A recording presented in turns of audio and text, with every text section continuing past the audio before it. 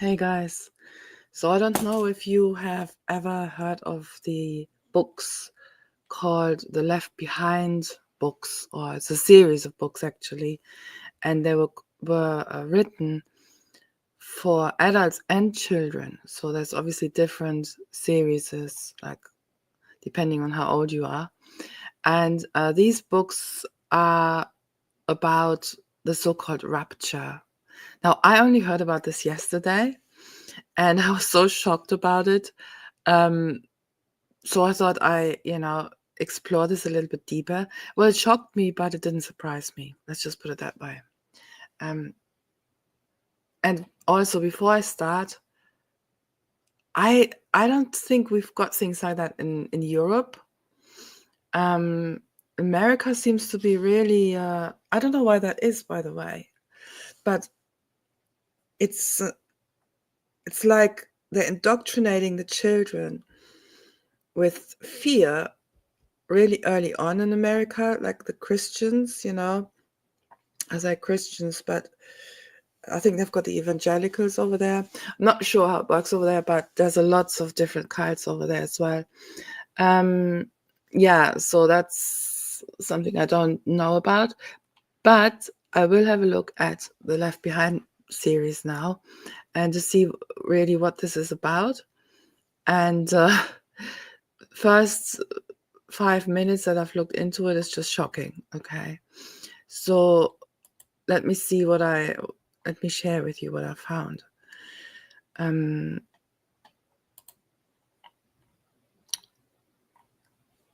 Okay, so where should I start? Here. So there's, like I said, there's the Left Behind, the kids, and then there's Left Behind the adults, I think, as well. And I want to concentrate on the kids because this is just absolutely shocking. So a quick Google search will give you these things as well, And I'm just looking at Wikipedia just to get a basic idea of what we're dealing with here. And it says here, Left Behind the Kids is a series of young adult speculative fiction novellas based on the Left Behind series published by Tyndale House from 1998 to 2005. Now, what's Tyndale House? I'm not sure. I have to probably some sort of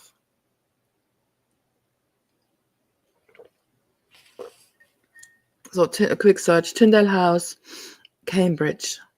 Interesting. I'm not sure Cambridge, where is that?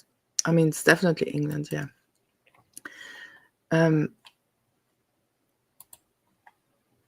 Is an international center for research that specializes in the languages, history, and cultural context of the Bible. Now, this is extremely important because, in other words, it's a think tank. It's like the, what's it called?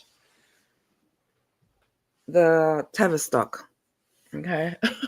Is an international center for research that specializes in the languages, history, and cultural context of the Bible. Now, this alone is interesting, this Tyndale House.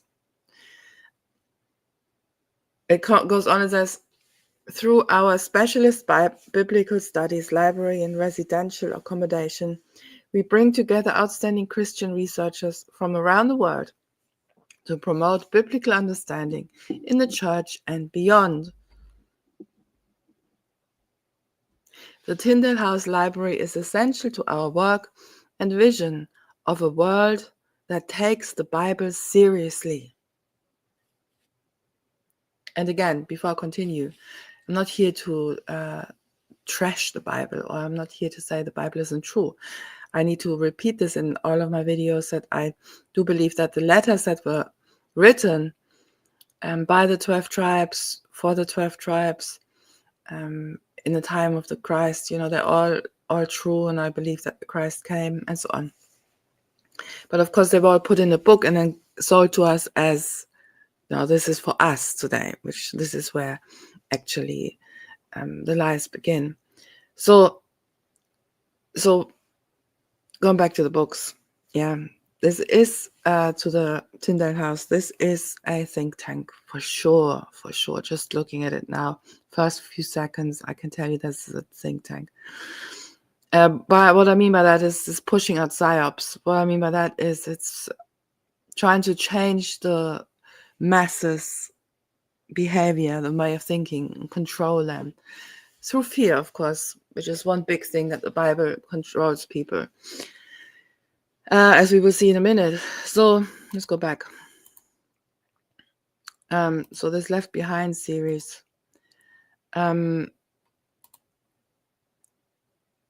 This was written by Jerry B. Jenkins and Tim LaHaye, with uncredited contributions from Chris Fabry and so on.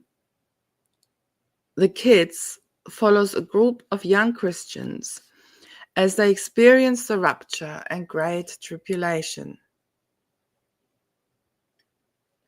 So in short, what these people believe, these Christians believe is, and that's what they teach generation after generation after generation, their children, is that there will come a time when, Jesus will come back. This is the second time, right? The second coming. And actually, Peter, it says, it mentions the second coming. But of course, this is a totally different reason and a totally different purpose for the second coming, which already has been fulfilled at 70 AD, or rather the destruction of the last temple. They're using this to put fear into children, because a mind who's fearful, a mind that is fearful, can be controlled really easily.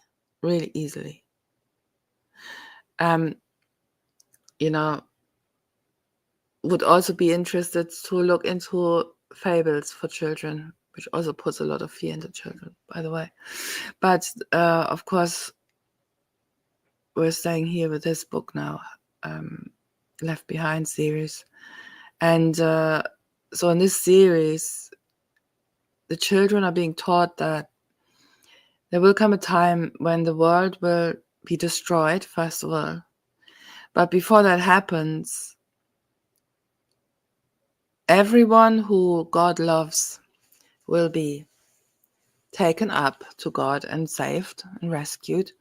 And everyone who he doesn't love, or who don't love God, of course, they will be not taken to God, and they will actually stay on this earth, and they will have to go through terrible, terrible things, absolutely horrific things, and then they will die. So that's being taught to children as soon as they can even listen to stories, bedtime stories, And this is, of course, mind control and fear-based indoctrination. So the Left Behind, the kids series, and its adult counterpart is a form of apocalyptic fiction based on dispensationalist theory. And that's the idea that the world will end in a literal rapture, like I just said.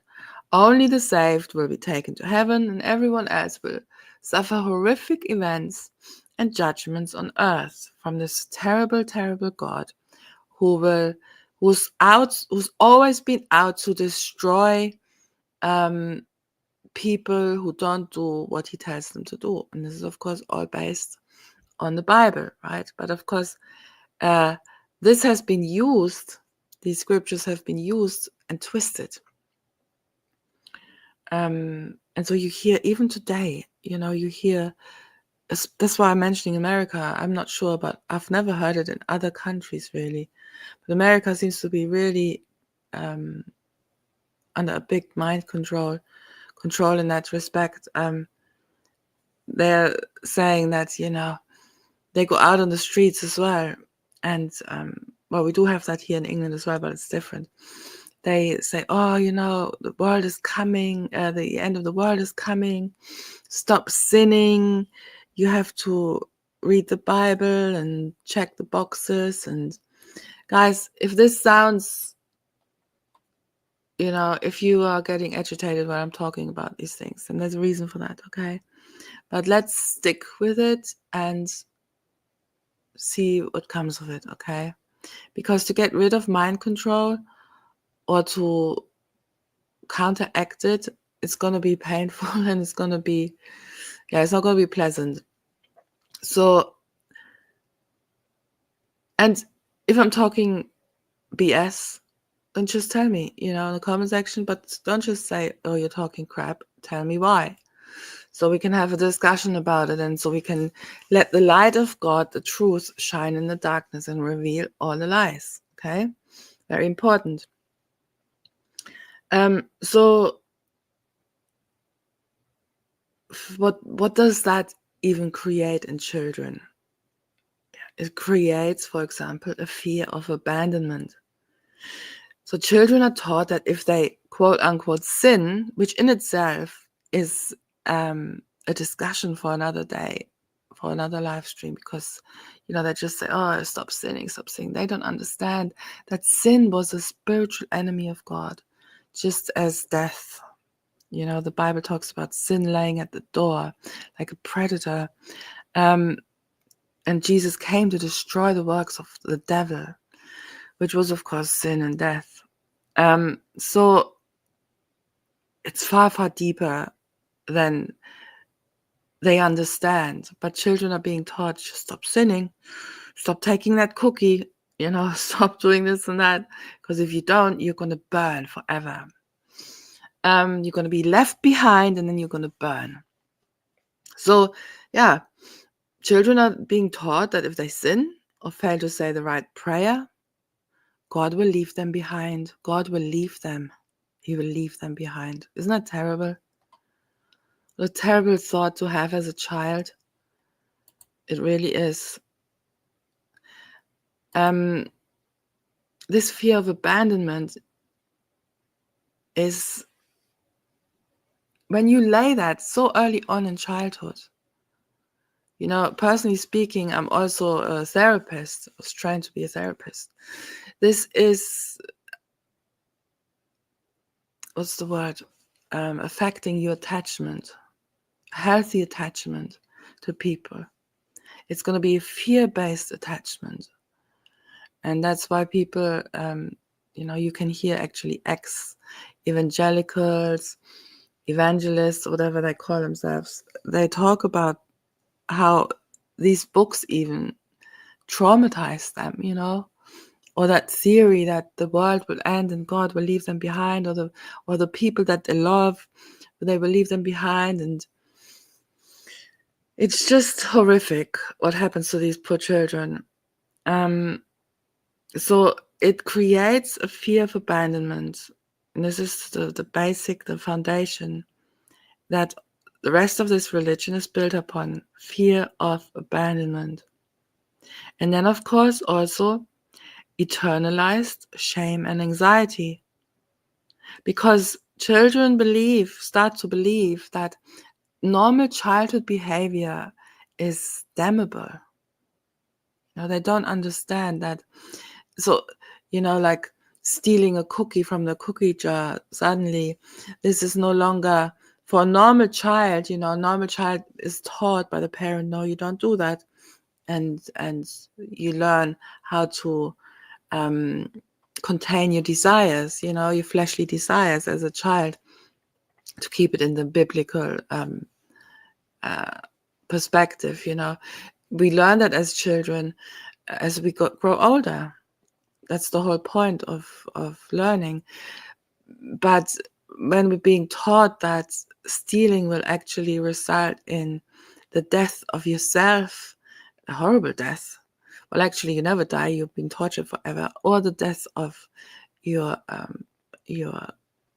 loved ones, or that you can somehow influence that, this cannot be tolerated by a childlike mind. Okay, this will definitely influence a child, and that's of course by design, because a child that is filled with fear can be controlled And when it's, of course, it's not going to stop when it's an adult.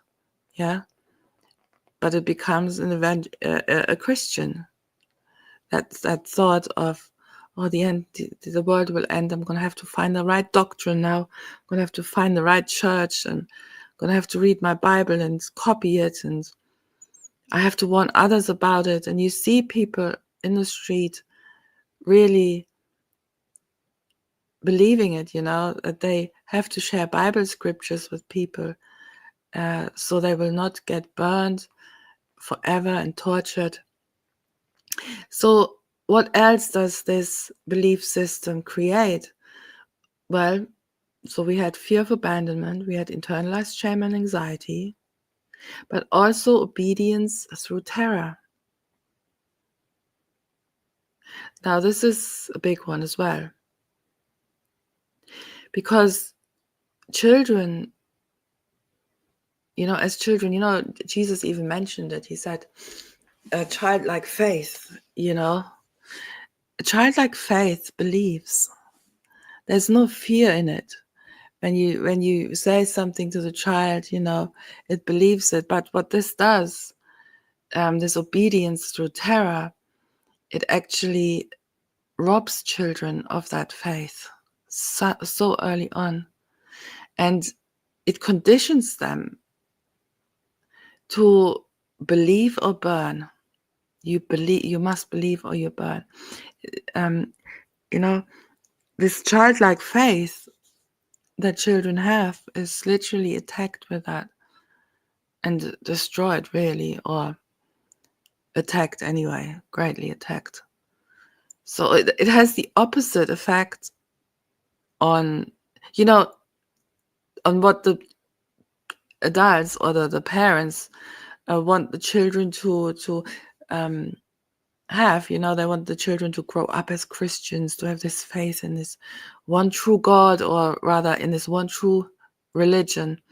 And yet what they're really doing is putting fear in the children, and not the fear of God, as they like to call it, but the fear of abandonment, the fear of being tortured and burned forever.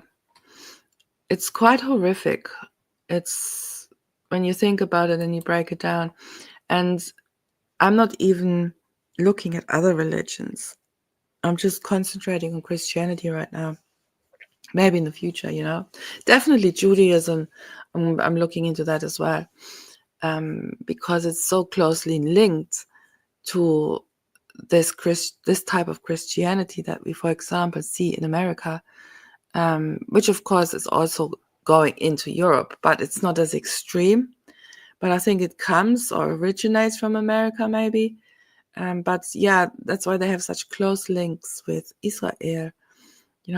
So many Americans believe that the second coming will come, it will happen. And that's why they support everything Israel does, because I think this Israel that was created in 1948 is the Israel of the Bible, which is absolute nonsense, of course. But really, they are supporting this Israel because they themselves want to be saved. Again, it's a fear-based support for Israel. It's a fear. They're still in their fear. They can't think straight. They can't think for themselves. When you're fearful, you cannot think clearly. And I don't know whether you've seen it in yourself or others, but what usually happens when you're fearful, first of all, as a child, when you're fearful, you can't think about normal things. And today you may get a label of, I don't know, different types of labels are out there for children today. If they're in some way incapable of learning, they somehow they're disabled, learning disability it's called. But actually, a learning disability, there's a reason behind that. And I myself, of course, speak from personal experience as well. Because as a child, I was extremely dissociated, because life was just I was very sensitive, first of all. Of course, children are. But for many different reasons, I wasn't able to stay grounded in reality because of fear. And whether it was real or whether it was perceived is another story. But when you live with fear, you are sort of not you're not able to think about things. You just do. You just try to stay safe, basically. You do whatever you need to do. And I'm not even talking about extreme things, but your way of thinking is different to when you are a child that feels safe to venture out and explore. These children are very dangerous, of course, very dangerous for society that wants to control the masses. Anyway, I can go into the rabbit hole deeper, but I'm not going to do that. But the point I'm trying to make is a child that is fearful cannot think clearly. Same as adults. Adults will just become obsessive with things, or they do things on autopilot, I call it, but they're not able to listen to that small voice that's within them, the Word of God, that wants to show them the truth. Actually, religion, Christianity, tells them that this is the devil. You can only rely and believe the Bible. That small voice that's in you, that's the devil. So again, that's what's being taught the children from very early on. You can only trust the Bible, which is the Word of God. And I'm here to translate it for you, and I'm here to basically give you the right interpretation of it.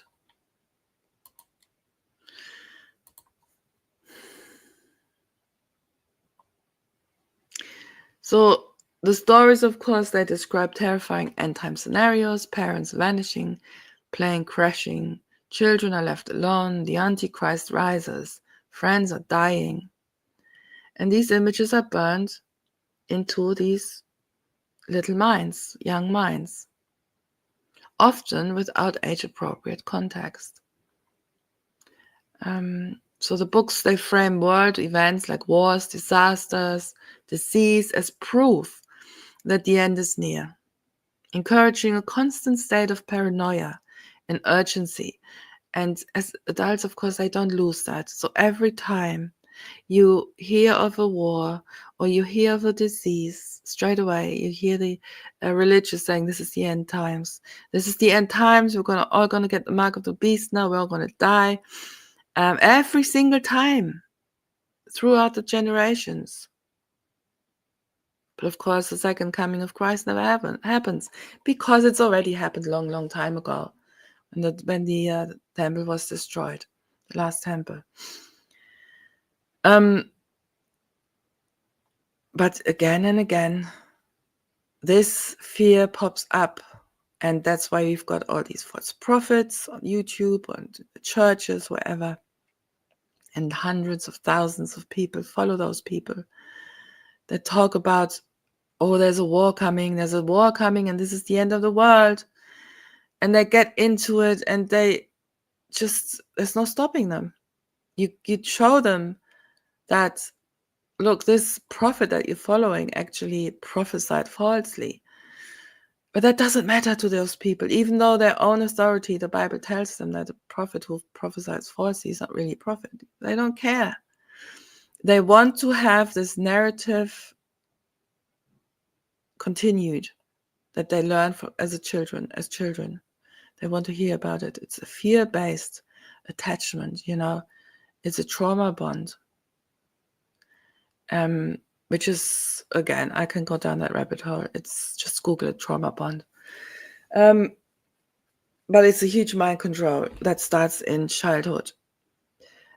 You become, in a nutshell, trauma bond, you become addicted to the trauma, okay? And that bonds you with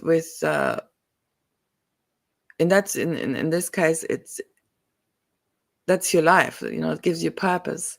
So anyone attacking that, it's really hard to even consider. Like, I remember when I told this false prophet, about the end times already happened, she couldn't even consider it in her mind that this could actually have happened.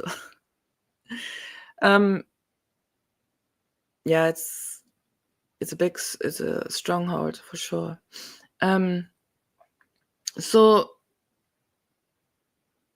we have many ex-evangelicals and ex-fundamentalists as adults. They have testified that these books actually caused them trauma as kids. For example, checking the rooms to see if loved ones were raptured, panic attacks when family members didn't answer the phone, nightmares and obsessive behavior. And these are, of course, just a tiny, tiny percentage of what children have to go through when they are confronted with these themes. Fiction, by the way, fiction, based on the book that they tell people is for us today. No, Jesus didn't do these things in, before 70 AD, when he came in the flesh, to write a book 2,000 years later that we can read and then live in constant fear. No, the Christ came for a purpose, and he fulfilled that purpose when he was in the flesh within that generation. And then he came back within that generation that had witnessed him in the flesh. So why would this be used deliberately? Because it is being used deliberately. It is used to control people. And not just people, but the whole population. Because the whole population should become Christian. But yeah, control the population through fear of hell or missing the rapture. Keep followers loyal by equating dissent or questioning with siding with the Antichrist. This is Antichrist. You have the Antichrist. I mean, what a terrible thing to say, really. When you think about it, to children, when you steal a cookie, oh, you have the devil. I get that devil out of you. I mean, how many children have been tortured and even unalived because so-called Christians wanted to exorcise the devil out of the child? And they're so blind because they can't even see that the season where Satan was released was the time of the Christ. That's why it was demons, and that's why the Christ was casting out the demons, for example. That time is well and truly gone, people. Well and truly gone. But it disengages people from caring about the earth, politics, or justice, because it's all going to burn anyway. And a perfect example of that is, shockingly, I have heard quite a few times that a lot of young Christians don't even want to have children anymore because they believe that, they don't want to bring a child. But first of all, the Bible talks about it, woe to those people who are with child and who are breastfeeding a child, because it's going to be especially difficult for you. So they're really terrified. But then on the other hand, they're saying, to have many children is a blessing of God. Well, let me tell you, there's plenty of people out there who have children just so that they can abuse them. Yeah. We have children today. All children are an absolute treasure to have, but even goldfish can make children. Yeah. Even goldfish can make children. But just as a side note. Yeah, so on one hand, they're afraid that their child will die terrible death, and on the other hand, they're saying, well, you should have lots of children. But so I can only imagine the confusion that these poor children have to go through. So that was interesting. Just So maybe we can have a look at the characters as well. I don't know. But I don't think we have to. There's plenty of information about those books online. I just wanted to really talk about first of all, tell people that this exists. I didn't even know it existed. And then what sort of impact that has on a young psyche. And those young, damaged, trauma bonded psyches, they grow up to be adults. Just to mention one guy that comes to mind, I don't even know his name, but he's on YouTube and he's like, if you do this and you don't do that, you're going to hell. And a lot of people, I used to believe that, after I became a friend of God, I was told I need to read the Bible. So that was 2016, and I became a friend of God again. And then I was told to read the Bible, go into religion, basically, go into church. And then I was told, the end times will come and we're going to die. We're going to either be raptured. And so this is obviously coming from America, I think. This is probably where it started. By the looks of it, I'm not sure, actually. It's I know it started with the Roman Empire, all these doctrines. But it seems to be really intense in America. You're going to have to read your Bible now. You're going to have to figure out what gospel to believe, meaning what doctrine to believe, what church you want to be part of. And you're just riddled with this anxiety and this fear, not just for yourself, but also for the people that you love. Yeah. And within those few years that I was involved in that, I believed that and I was fearful. Thank God, God pulled me out of it. But even though those few short years had a huge impact on me, so I can only imagine what it does to the young child that was brought up with that, and then the adult. It's how do you get out of that? But only the truth can set you free. If you love the truth and you're hearing it, then you can let go of it. So yeah.